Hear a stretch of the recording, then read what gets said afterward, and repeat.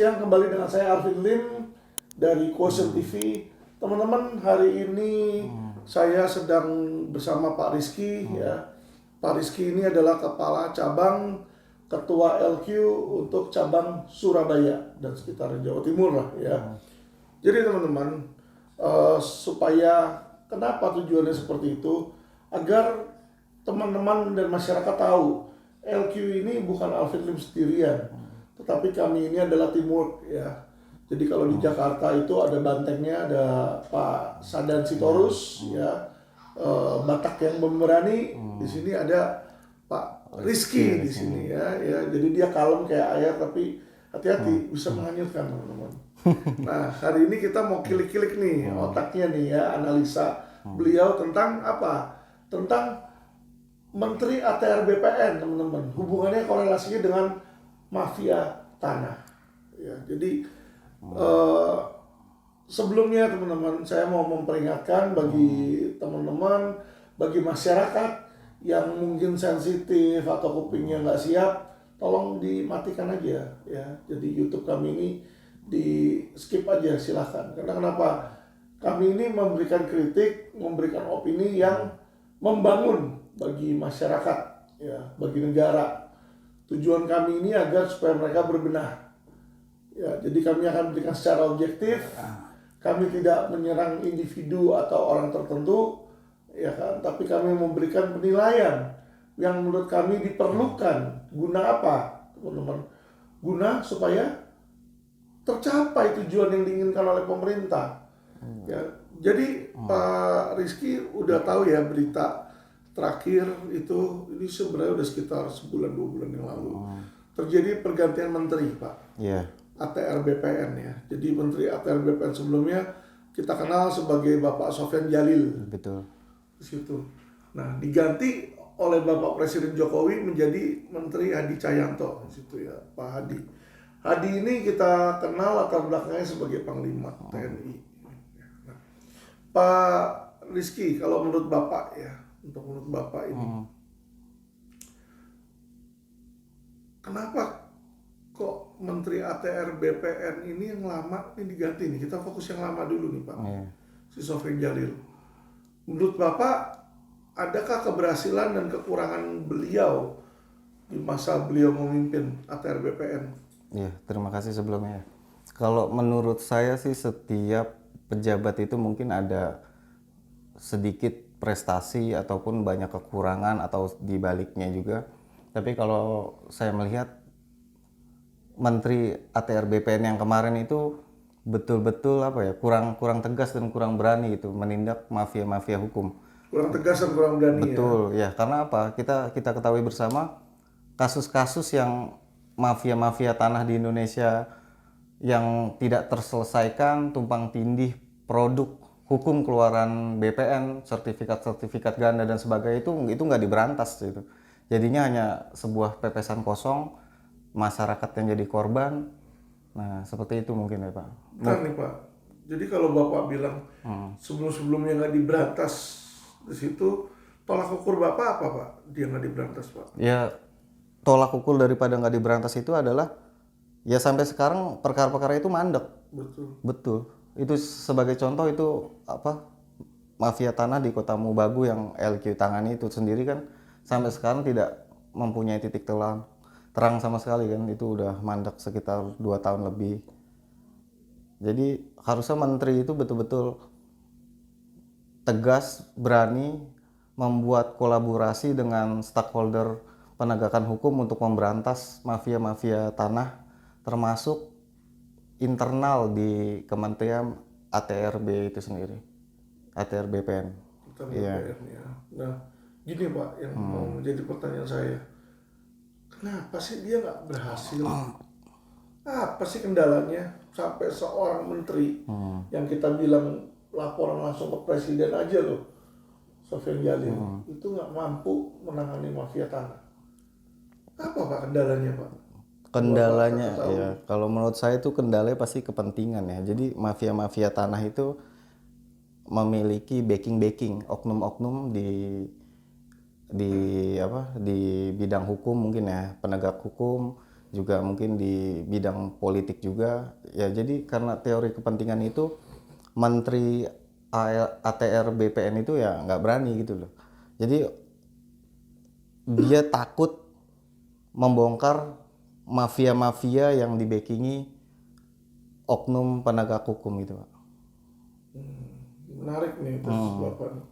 Jadi menurut Bapak ya si Sofyan Jalil ini gagal sebagai menteri ATR BPN menanggulangi mafia tanah karena beliau nggak berani. Betul. Karena beliau nggak berani ya Pak. Iya, yang jelas beliau nggak berani, beliau takut ya, karena takut itu kan bisa ditafsirkan juga karena pembiaran juga mungkin apa, dia takut ada kepentingan yang terbongkar atau sebagainya gitu kan. Nah kalau ngomong berani berarti mungkin pemikiran saya adalah ini kayaknya yang Pak Rizky pikirkan nih sama dengan yang dipikirkan Pak Jokowi mungkin ya. Kenapa saya bilang seperti itu? Pak Jokowi itu mengganti Menteri ATR BPN dari Sofyan Jalil ke Hadi Cahyanto loh. Iya. Jadi kalau ngomong soal berani ya kita udah pasti ya kita harus berikan pujian ke TNI yang paling berani dari TNI. Kayaknya nggak ada itu. Kenapa? Iya. TNI itu masuk udah harus siap mati. Betul. Siap mati dia. Ya dong namanya lu jadi prajurit bos. Hari ini daftar, latihan. Besok, sorry perang kirim ke medan perang.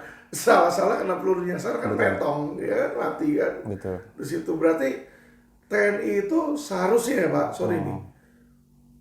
Kalau Bapak lihat Pak Hadi Cahyanto punya nggak keberanian? Jelas, kalau Punya, soal ya? berani gitu. Oke. Berarti sebuah nilai positif dari penggantian ini seharusnya sebenarnya keuntungan positif sudah dimiliki nih ya oleh Pak Hadi Cahyanto ya. Betul. Sebagai Menteri ATR BPN yang baru ya. Oke. Nah, gini Pak. Oke, sekarang berani. Kita sudah mengganti pejabat itu dengan seorang pejabat yang berani nih. Saya lihat ya Pak ya, berapa bulan terakhir dia baru jadi pejabat sih. Itu kiprah dia pertama ini yang saya lihat kebijakan pertama dia menambah layanan Pak. Dari Senin sampai Jumat, sekarang weekend pun Tetap melayani. BPN Iya, tetap buka melayani nih Pak. masyarakat ya. Ya. Menurut Bapak itu gimana Pak? Ya kalau menurut saya, kalau TNI dulunya juga duwe fungsi ABRI itu kan banyak yang di instansi pemerintahan dimasukkan ya. Kalau dari segi ketegasan, keberanian ya, TNI nomor 1 lah, juaranya mungkin di Indonesia kan. Itu filosofinya juga Sumpah Prajurit, mencintai betul-betul tanah airnya kan, menjaga tanah airnya itu. Cuman yang saya ingatkan jangan sampai ada tekanan-tekanan politik atau intervensi dari politik gitu loh. Jadi betul-betul mengawal, menjaga Ibu Pertiwi ini tanah-tanah ya yang secara administratif dimiliki masyarakat itu ya betul-betul dijalankan dengan sesuai tupoksinya gitu loh. Kalau soal berani sih saya yakin seorang mantan jenderal tinggi TNI ya, sebagai Panglima TNI pasti berani ya menghancurkan mafia-mafia hukum itu sebuah prestasi sebenarnya di tengah pasca dia menjadi purnawirawan itu Pak. Tapi kalau mungkin ada sedikit kekurangannya mungkin secara kompetensi ya, background dia juga dari militer, mungkin tidak terlalu menguasai secara administrasi soal pertanahan, tapi ya stafnya bisa bantu itulah. Yang penting seorang pemimpin itu kan berani mengambil tindakan tegas, terstruktur untuk kepentingan instansinya ya, di berdirinya ATR BPN itu ya untuk mengamankan tanah-tanah milik rakyat bangsa Indonesia. Kira-kira Jadi menurut Bapak dengan digantinya Menteri ATR BPN dari Sofyan Jalil ke Hadi Cahyanto, persoalan akan selesai Pak, mafia tanah? Seharusnya itu lebih baik Pak. Kalau selesai nggak mungkin, itu kan tugas berat ya. Justru kredibilitas dari Pak Hadi ini dipertaruhkan di sini. Karena dia bawa jargon background masa lalunya seorang militer, perwira tinggi militer, yaitu menghadapi masyarakat harus lebih kooperatif. harus lebih baik lah itu. Tapi tegas kepada para penjahat, kepada para mafia tanah itu sendiri itu Pak. Kira-kira ya seperti itu. Kenapa Pak nggak bisa diselesaikan Pak? Karena kan keinginan dari masyarakat dan pemerintah itu agar mafia tanah itu hilang gitu. Itu yang sebenarnya yang tadi yang saya peringatkan, saya beritahukan, yang penting keberanian itu udah ada, tinggal kepentingan politik, intervensi dan tekanan lainnya itu dikesampingkan gitu. Siapa yang mau kesampingkan? Ya pastinya orang-orang yang membackingi gitu loh, di luar ATR BPN itu kan, pejabat-pejabat Terus yang kalau ada di luar BPN pasti ya itu pasti yang backingin. Terus betul. apakah seorang menteri ATR BPN harus kalah? Ya itu harusnya tegas itu, langsung menindak bawahannya yang bermasalah itu. Pasti yang bermain-main itu kan orang-orang bawah di bawah menteri BPN itu yang sudah terstruktur, karena para petinggi-petinggi ATR BPN itu sudah udah bertahun-tahun melakukan praktek seperti itu tentunya ya Pak, karena dia kan diangkat dari PNS itu, dari golongan 3A mungkin ya. Jadi skala 1 sampai 10 menurut Bapak keberhasilan nantinya nih, kita prediksi nih keberhasilan menteri ATR BPN berapa persen Pak? Kalau menurut saya keberhasilan itu bisa 8 mungkin Pak. Ya tapi asal dia mengesampingkan tujuan-tujuan atau intervensi politik ya. Kalau Pak Sofyan Jalil di mana? Pak Sofyan Jalil mungkin 6 mungkin ya. 6 ya. Oke. Itu pendapat Bapak ya. Ada pendapat lain Bapak tentang Pak Menteri ATR BPN? Ya menurut saya ya ini momen yang baik ya kan. Pasca beliau ini kan purna daripada pejabat TNI tinggi, dia langsung diamanahkan oleh negara lewat presiden itu memimpin ATR BPN ya. Cita-cita masyarakat ya inginnya segala kasus daripada pertanahan di Indonesia itu diselesaikan dengan humanis, dengan baik, dengan ketegasan tinggi, serta memberantas oknum-oknum yang ada pada internal BPN itu sendiri Pak. Oke, terima kasih. Tadi teman-teman, tadi kita baru dengar ya secara singkat itu analisa dan pendapat dari Bapak Rizky ya teman-teman ya. Jujur kalau saya sendiri kurang setuju dengan Pak Rizky. Ya. Kenapa saya kurang setuju dengan Pak Rizky? Ini Pak Hadi Cahyanto ini benar kalau secara nyali pasti lebih berani. Ya. Tapi ini saya baru baca berita di Detik ya. Ini Rabu 28 September 2225. Hadi Cahyanto ungkap 5 oknum mafia tanah. Ini dia orangnya. Jadi ceritanya nih, dia sebagai Menteri ATR BPN baru masuk, dia udah tahu nih mafia tanahnya siapa nih. Oh gitu. Ya. Mantap. Mantap ya. Iya. Coba tapi kita lihat dia ngomong apa di sini. Menteri Agraria dan Tata Ruang Kepala BPN Hadi Cahyanto bicara soal mafia tanah. Hadi menyebutkan setidaknya ada 5 oknum yang terlibat dalam kasus mafia tanah. Nah, ini di Detik ada nih ya, Hadi Cahyanto ungkap 5 oknum. Ini tanggalnya hari Rabu 28 September, bro. Iya. Nah, saya bacain aja ya. Menteri Agraria dan Tata Ruang Hadi Cahyanto bicara soal mafia tanah, menyebutkan setidaknya ada 5 oknum. Jadi dia bilang ini ada 5 oknum. Jadi dia ya namanya tentara ya tadi yang bro bilang benar, ada bagusnya, berani. Siapa musuhnya? Gue mau hajar nih ya toh. Iya. Dia cari dulu situ. Nah, dia sebut 5 oknum. 1 katanya oknumnya BPN. Lah, kalau BPN berarti orang dia sendiri dong nih. Anak buahnya. 1 ya oknum BPN nih kata dia nih. 2 oknum pengacara. 3 oknum notaris. Jadi ada pengacara, ada notaris nih. 4 oknum kecamatan. Karena Pak Camat ini sebagai PPAT sementara. Dan kepala desa yang 5. 5 tuh bro, kata dia tuh. Ya, kata Hadi, ya. Dia bilang, Hadi meminta masyarakat jangan segan melawan aksi mafia tanah. Kalau ada mafia tanah masuk, tangkap. Ada mafia tanah, gebuk, karena itu bukan tanah mereka. Maksudnya, saya kok gini ya, sorry ya. Saya baca ini, ya.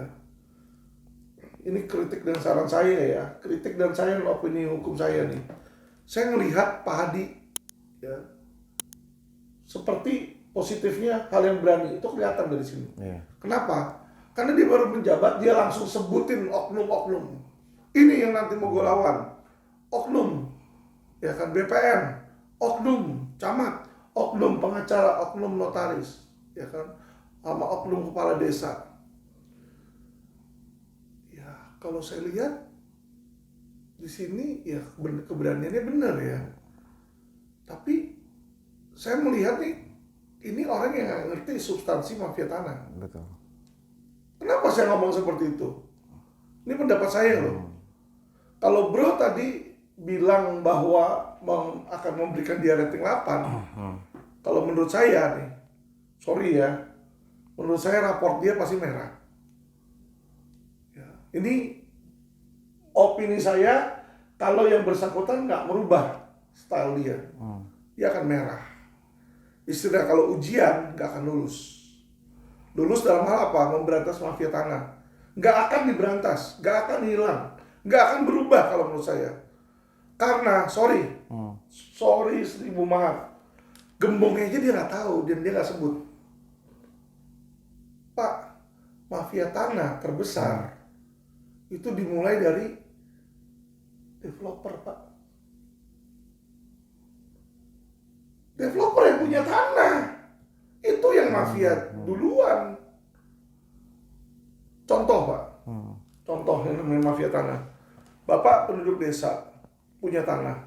Saya developer, saya melihat, wis, tanah lu bagus, gua mau bikin mall. Wah, ada banyak penduduk desa, gua mau ambil. Gua mau rebut nih. Iya. Bener nggak? Betul kayak gitu. Harus ada yang menginginkan tanahnya itu dulu. Yaitu siapa? Oknum developernya.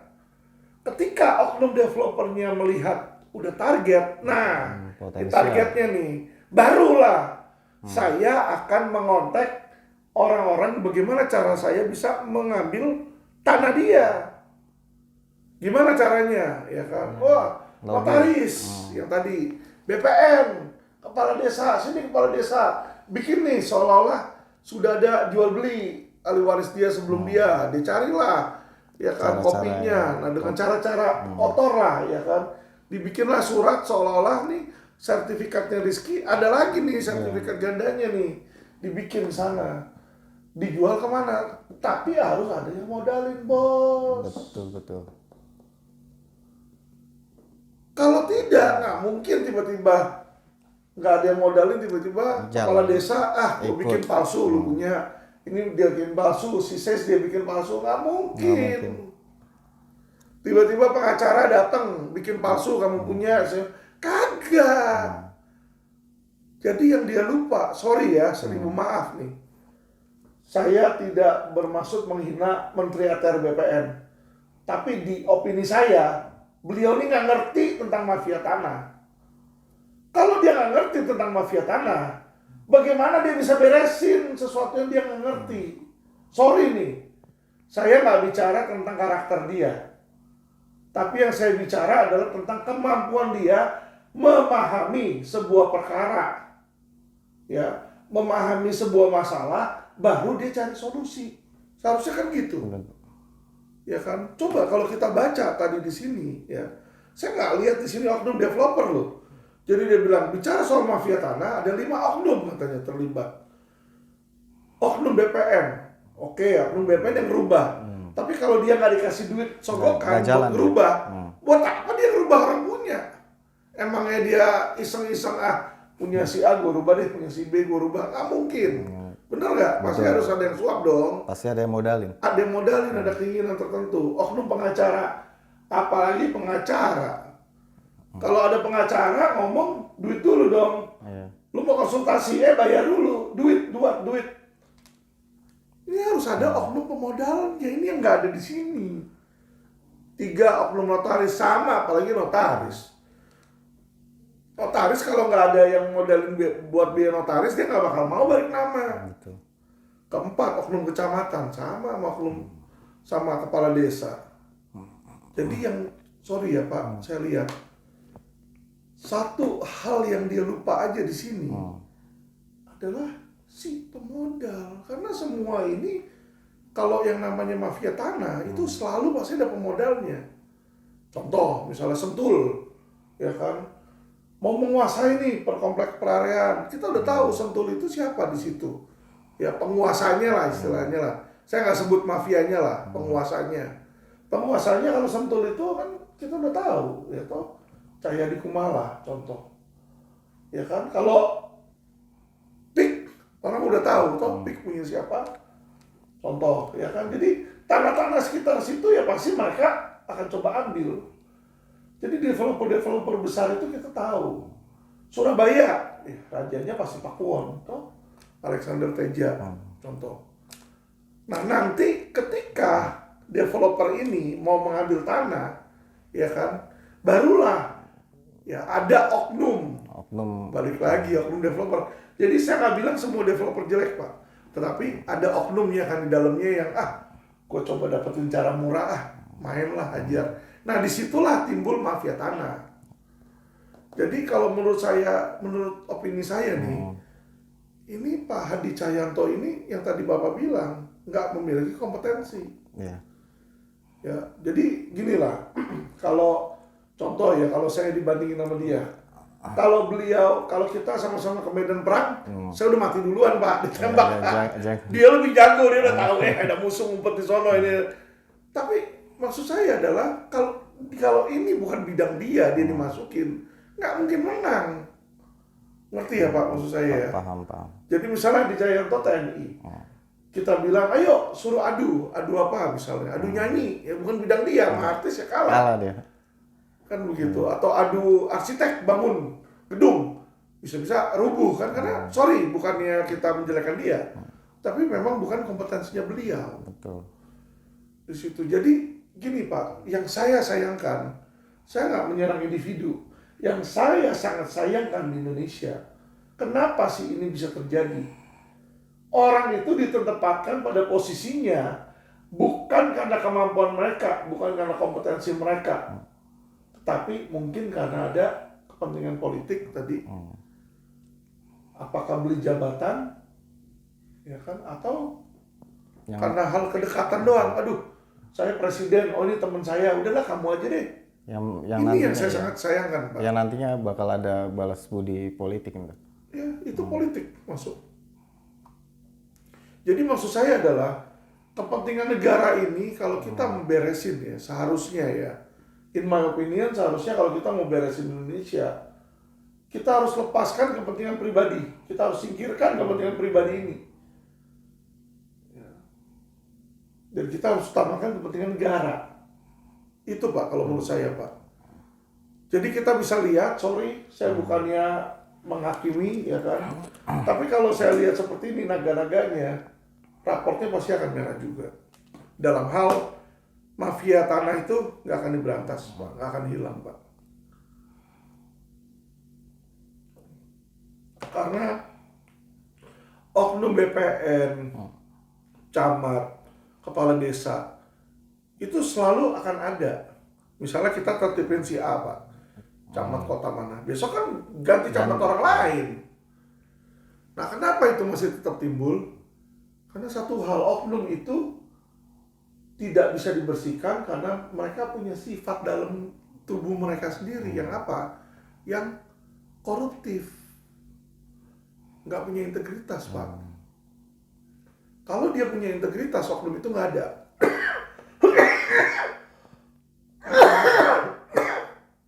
Jadi semestinya itu ya, kalau menurut saya pejabat itu sebelum masuk dites itu seharusnya uji mental Pak. Uji mental, kalau dikasih duit gede terima sogokan gak nih dia? Kalau dia terima ya berarti apa? Gagal. Otomatis pasti akan koruptif di di situ. Itu sih kalau yang saya lihat sih.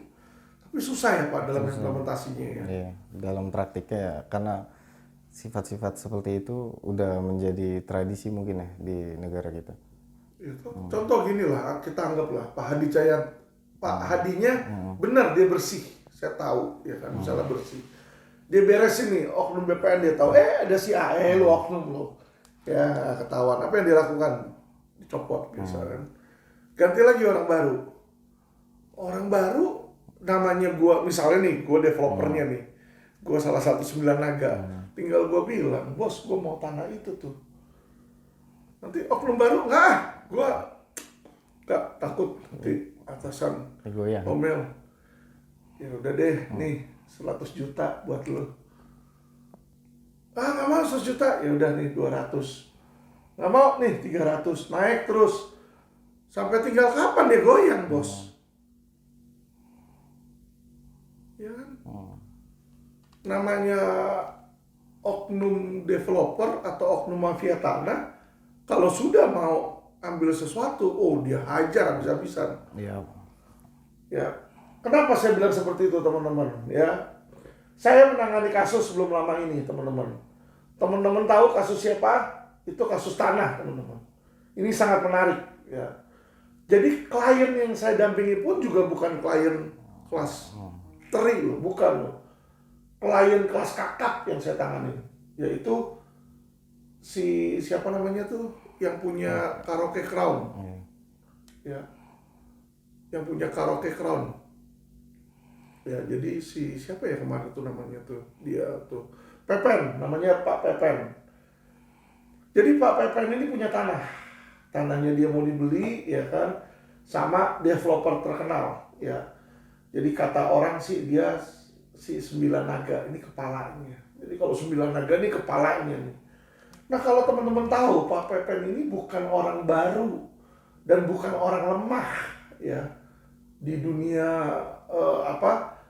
Kang Ao mafia juga dia orang kuat Pak. Kenapa?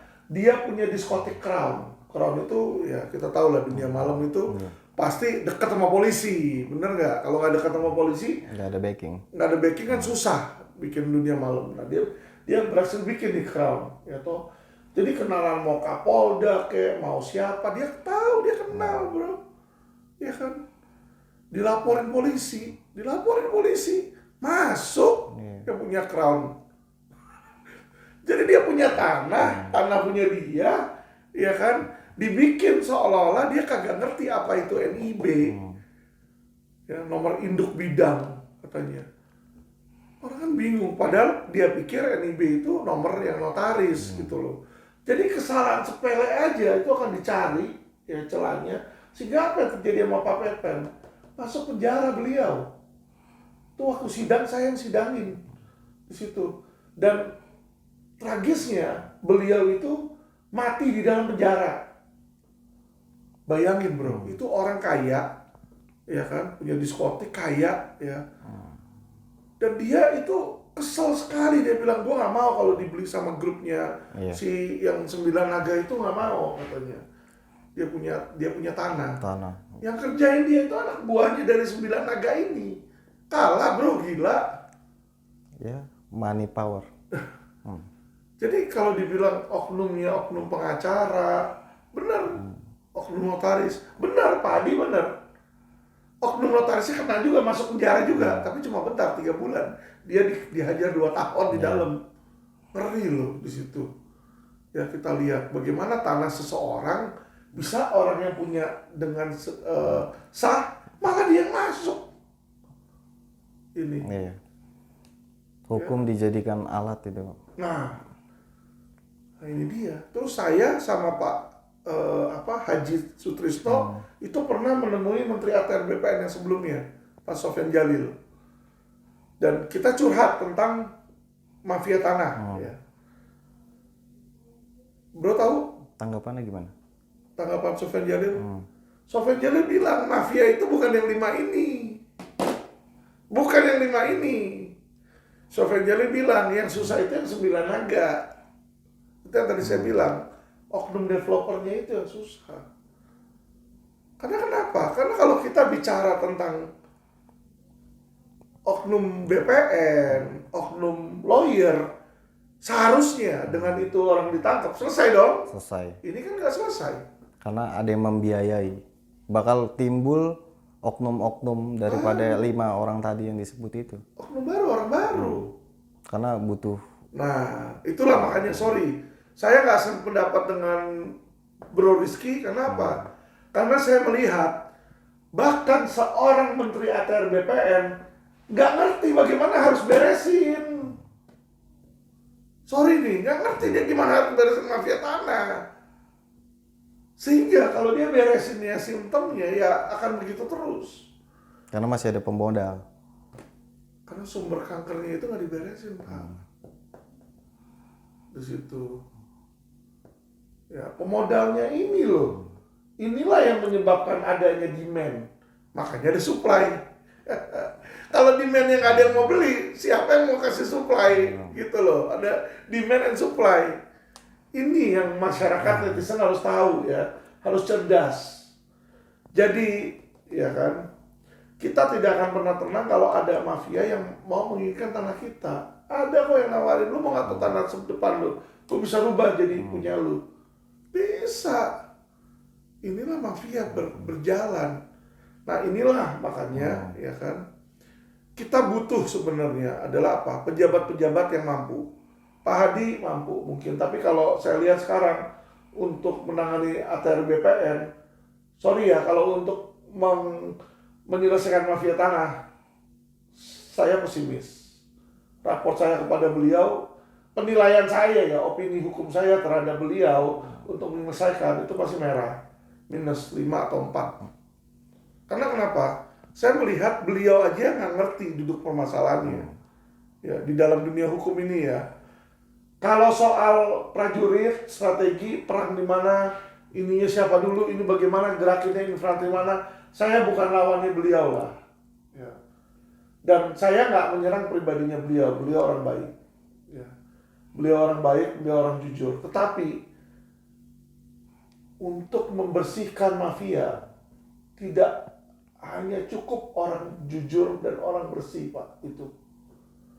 Selain berani, tadi yang Bro bilang berani ini benar. Betul. Tapi juga harus cerdas. Harus mengerti. Ya, akar masalahnya di mana? Harus mengerti, harus kompeten. Jadi kompetensi itu sebenarnya nomor 1, Bang. Gini loh, banyak orang selalu bilang, ya kan, nggak apa-apa lah. Yang penting orangnya baik pasti akan bisa. Nggak akan.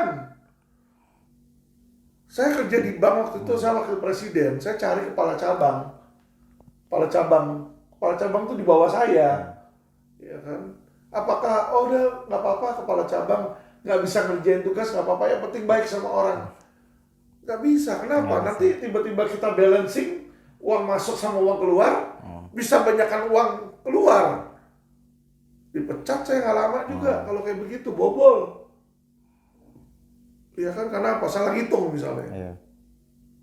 Karena orang nggak kompeten, jadi salah ngitung. Akhirnya apa? Banknya jadi rugi. Nggak akan bertahan lama. Jadi sebenarnya Pak, ini saya lihat akar permasalahan ya dari pemerintah Indonesia ini adalah mismanagement.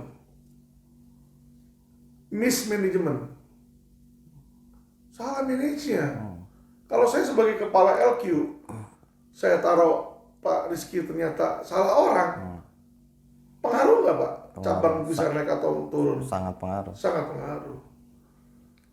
Jadi nomor 1 tuh harus ada kompetensi.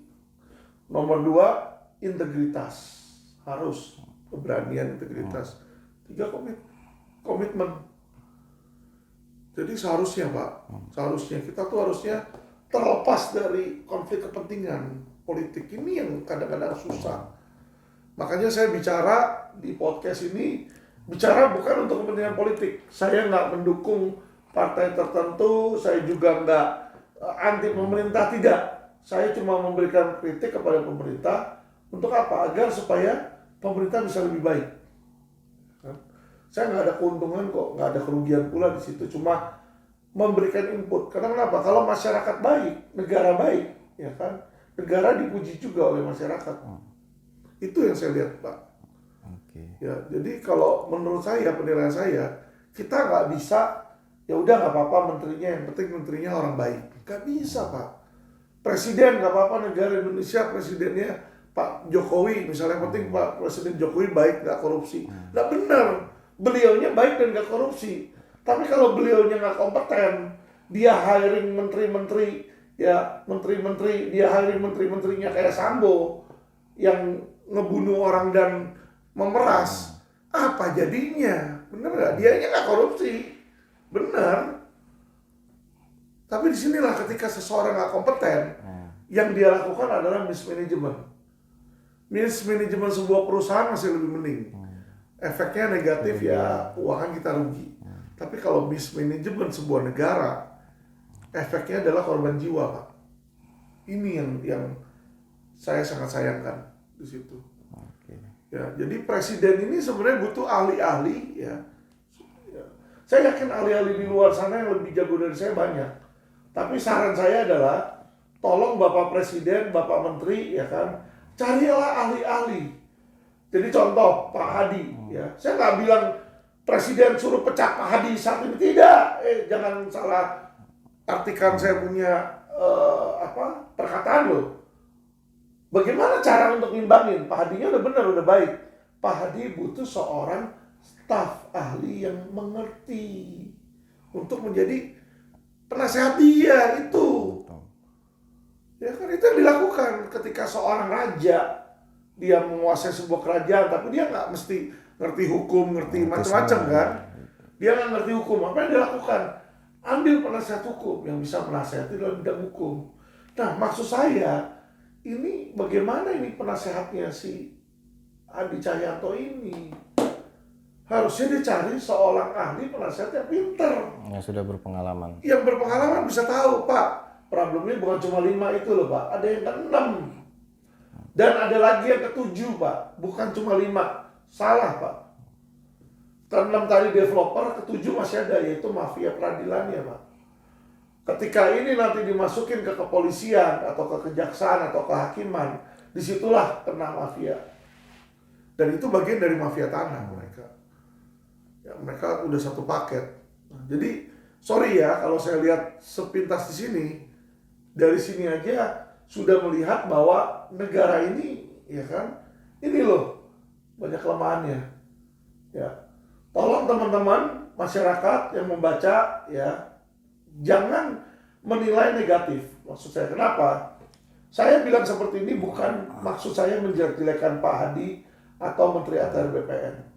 Yang namanya kita kritik, kita kasih tahu kelemahan mereka. Untuk apa? Untuk supaya kelemahan itu diperbaiki dan ditutup. Ya, untuk diperbaiki. Ya, jadi contoh misalnya saya melihat, sekarang kalau saya tanya ke Pak Rizky, Bapak bisa lihat muka Bapak nggak saat ini? Nggak bisa toh. Bisa, saya butuh bantuan orang lain untuk. Kalau tiba-tiba misalnya ada debu dikit atau ada kotoran di jidat kan nggak bakal bisa lihat toh. Iya.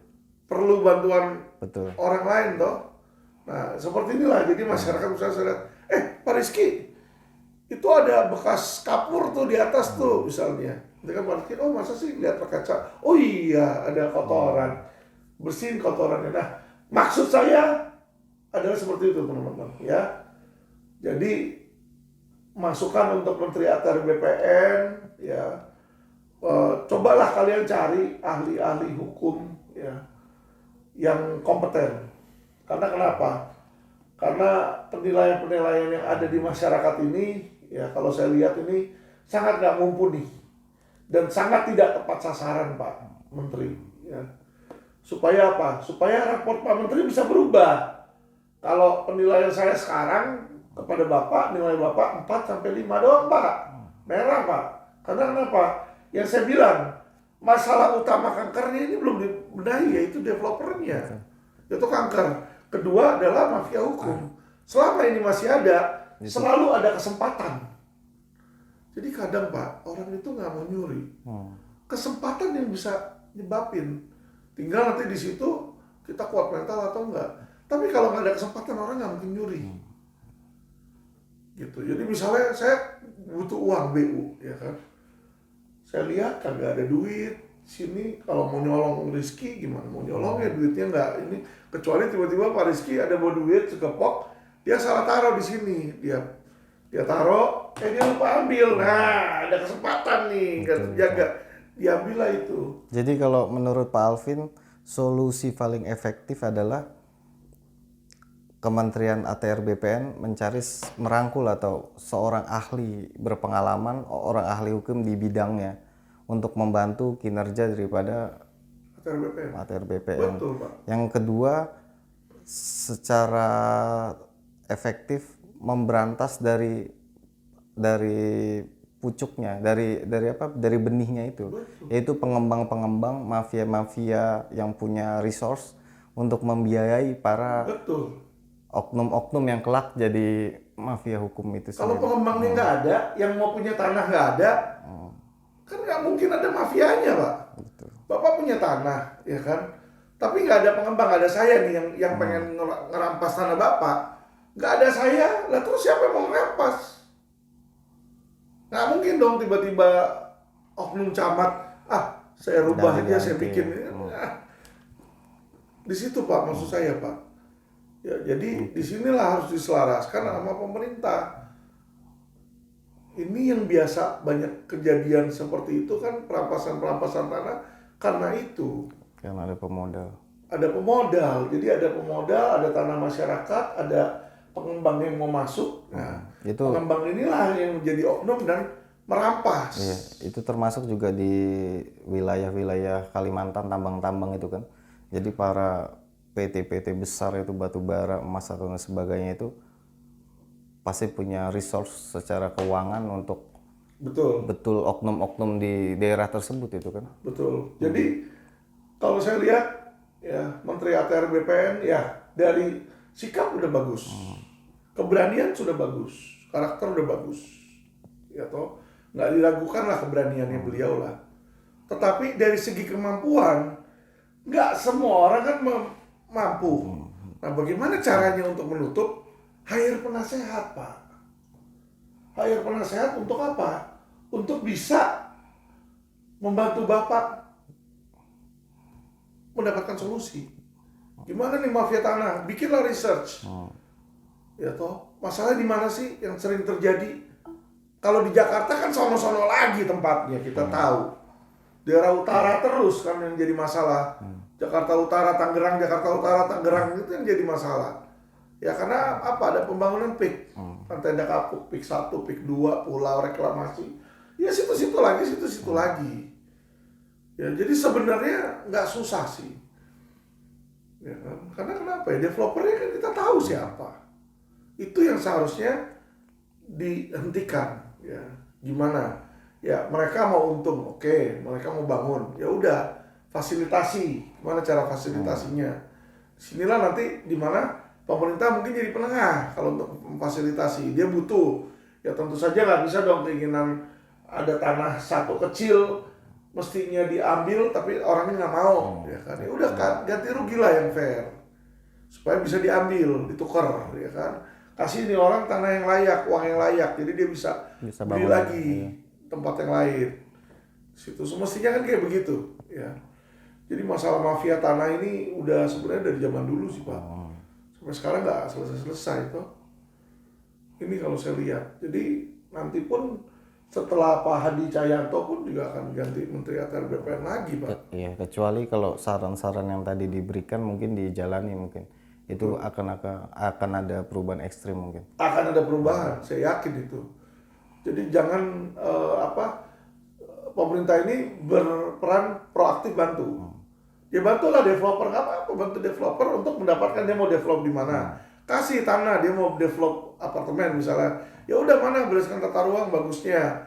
Kalau memang masih ada tanah masyarakat bebaskan, tapi dengan cara ya yang fair di data, jangan nanti dirampas jadilah kasus mafia tanah jadinya.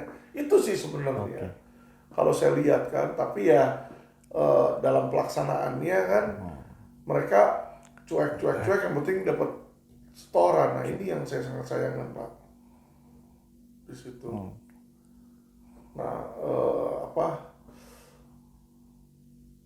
ya disitulah makanya teman-teman ya dari Pak Rizky kira-kira ada closing statement? Ya, jadi kira-kira menurut saya sih pemerintah dalam hal ini presiden itu betul-betul mendengar aspirasi masyarakat ya, termasuk orang-orang yang kiranya sangat mencintai negeri ini seperti Pak Alvin, salah satu sosok lawyer yang penuh integritas dan berani. Tujuan dari kami memberikan edukasi kepada masyarakat ini dengan niat tulus ya, nggak ada tujuan daripada ketulusan untuk Indonesia yang lebih baik ya. Betul. Ya, kira-kira seperti itu aja. Bukan untuk jelek-jelekin Pak kita. Buat apa nggak ada untungnya kita jelek-jelekin? Betul. Ya kan? Tapi yang namanya orang peduli, orang sayang itu harus kasih tahu kalau ada kelemahan. Itu kalau menurut saya. Betul. Ya, kenapa saya bisa seperti itu? Karena saya ada anak. Saya ada anak perempuan. Anak perempuan saya kayak tomboy. Kalau duduk kayak cowok begitu ngangkang apa. Saya harus kasih tahu dari awal. Iya kan? Karena dia kadang kagak ngerti toh. Dia pikir nggak kenapa-napa kok. Dia lihat cowok duduknya kayak gitu. Ya kita kasih tahu inilah. Karena kenapa? Kita laki-laki. Kita ini adalah sayang gitu kan. Sama negara juga sama. Saya lihat negara kok kenapa ya? Saya bingung. Indonesia nggak maju-maju nih. Ya Kita kan? tertinggal. Yang bikin saya gemes itu apa tau nggak Pak? Presiden itu udah 4 kali ngomong. Jadi ke Pak Kapolri aja udah 4 kali. Tolong tuh mafia tanah, mafia tanah, mafia tanah. Saya mikir kok nggak beres-beres gitu ya. Terus bahkan seorang Kapolri pun kok nggak mampu gitu ya. Saya amati. Oh ternyata ada Menteri ATR BPN yang baru pun menjabat. Dia pun juga kagak ngerti duduk permasalahannya. Jadi dia bilang, oh mafia tanah itu 5 yang tadi. Ya lu sampai kapan juga gak akan selesai. Padahal nggak mungkin ada oknum kalau nggak ada pemodal. Lah itu dia. Itu nggak mungkin ada asap kalau nggak ada api. Jadi dia mau pandemin asapnya, dia mau nggak ada asap, hilangin asap. Tapi cuma kalau kebul-kebul doang nanti ada lagi karena apinya nggak mati Pak. Oke. Di situ. Nah ini maksud saya adalah yang saya mau point out di sini rapor merahnya. Dan ini sebenarnya sesuatu yang bisa diperbaiki. Jadi saya berharap suatu saat ke depannya Pak Hadi Cahyanto ini bisa memiliki penasehat hukum ya maupun penasehat masukan-masukan dari masyarakat yang membangun sehingga kenapa? Sehingga Menteri ATR BPN ini bisa berhasil memberantas mafia tanah. Itu saya angkat jempol itu kalau bisa sampai dilakukan itu ya karena kenapa selama ini tidak ada satu orang pun orang yang berhasil memberantas mafia tanah nggak berhasil itu ya. Oke teman-teman, terima kasih yang sudah sering menonton video kami. Yang belum silahkan ditonton. Tolong bantu perjuangan kami dengan cara simple teman-teman, yaitu subscribe dan bantu informasikan ke teman-teman kalian untuk subscribe, ke keluarga kalian untuk subscribe. Karena kenapa? People is power. Ya, dengan kita bisa viral ini nanti kita bisa punya kekuatan teman-teman untuk apa? Untuk merubah negara ini menjadi lebih baik teman-teman. Bukan melalui revolusi fisik, tapi kita melalui revolusi media teman-teman. Ya, suara rakyat. Karena kenapa? Ya kan, suara rakyat adalah hukum. Itu sebenarnya yang terjadi di demokrasi, Demoskratos. Ya. Jadi teman-teman yang belum subscribe, tolong di-subscribe, informasikan ke teman-teman kalian yang perlu bantuan hukum.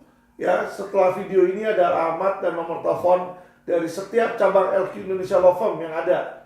Ya, kami akan terus menambah dengan cabang-cabang baru nanti di kota-kota Anda. Di situ silakan yang perlu bantuan hukum kami akan bantu. Ya kan, sebisa mungkin kita akan membuat dan berusaha agar Indonesia menjadi Indonesia maju dan lebih baik. Salam cerdas hukum.